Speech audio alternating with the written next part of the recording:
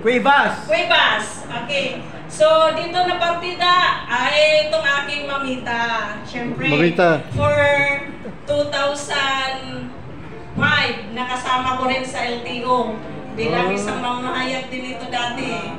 Kami yung taga-tulong sa mga, sa mga inaabusong mga driver ng mga UP at saka jeep noong panahon na yon. Kasama namin si Ate Sini Maranan, yun po. Pero maliit ako noon, hindi ako katulad ngayon, laki na eh. So, ayun lang po, maraming salamat and enjoy for our Thank you po, thanks so much. Kita nyo ha. Alam nyo, naiya ako, batang-bata yan eh. Pero ang dami niyang mga napagdaanan na talagang hindi mo akalain na makakalusot, di ba? Marami siya. Magaling siya magdala. Kaya nga inspirational eh. Kasi siya po ang naging inspirasyon namin sa Margo TV Philippines, sa bagong saksi na kapag labas ako in my time, isa lang. Alam niyo ba yung karanasan ko sa Margo TV? Salamat po sa pagbibigay sa amin ng pagkakataon.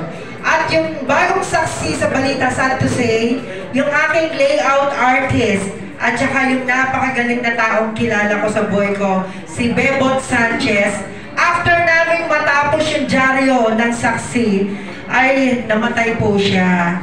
Kaya malungkot po ako, pero lalaban tayo kasi marami naman tayo mga nakasama na okay din po. Pero sana, kaya nga sabi ko nga doon sa iba nating mga kapatid, huwag na kayong gumamit ng pangalan ng ibang tao. Kaya take note, inuulit ko po.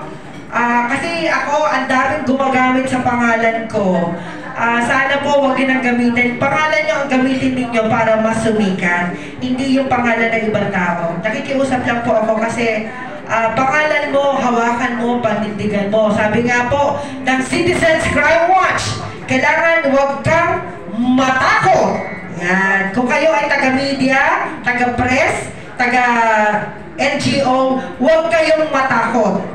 At sabi nga po ni Idol Rafi Tulpo, nakapartner mo ng Citizens Crime Watch at natin dito sa Margo TV. Palakpakan na rin si Idol Rafi Tulpo. Partner yan ni Sir Jigsaw Bantay. At hindi lang po yan si Attorney Ferdinand Topacio. Yan.